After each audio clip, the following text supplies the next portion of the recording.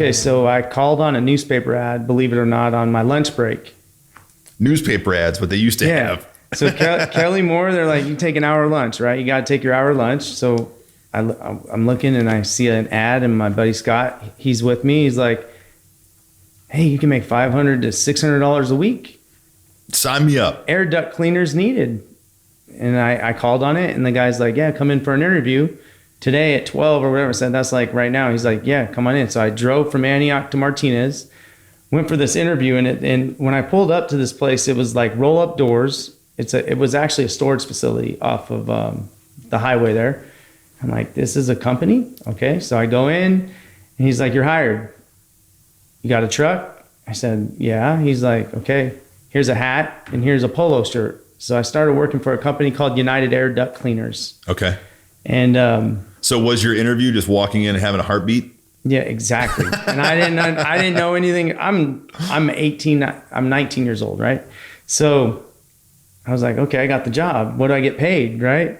He's like, well, you get 25% commission and 10% commission on equipment sales. And I was like, okay, well, what am I going to be doing? Cleaning ducts? I didn't even know what a duct was, but the one that quacks, right? Right. So I took a leap of faith and I just went with it. And I showed up, and they rode me along 2 days with some random guys that were doing the same type of work. And I picked it up. And so when you're going out on these calls, are you going out and actually selling the job to the people?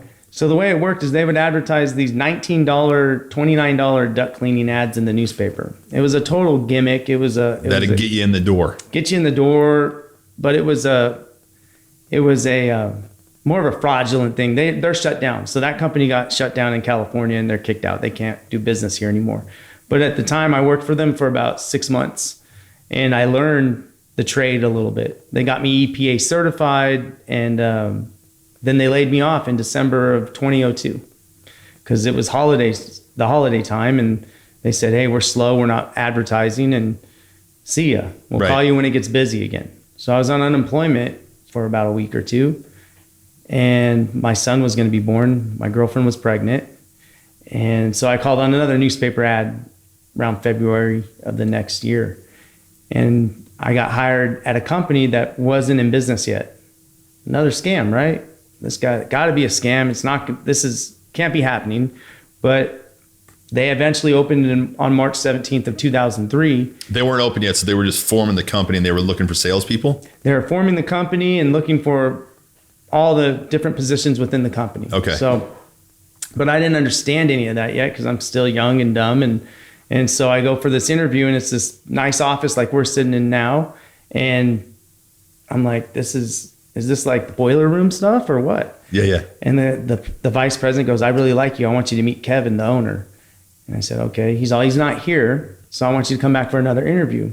And this is in San Ramon. I'm like, oh, I got to drive back down here and take another interview for a scam. So right. I did. I met Kevin, and his mom came in my interview because she wanted to say hi to her son. It was the weirdest interview I ever had in my life. And they hired me. Well, they didn't open for a month. So I got hired in February. They opened March 17th. And hello, my kid's coming. Yeah, my kid's coming, right? He was due in April, and he came a month early. So he came in March. He came 9 days after I started for this company.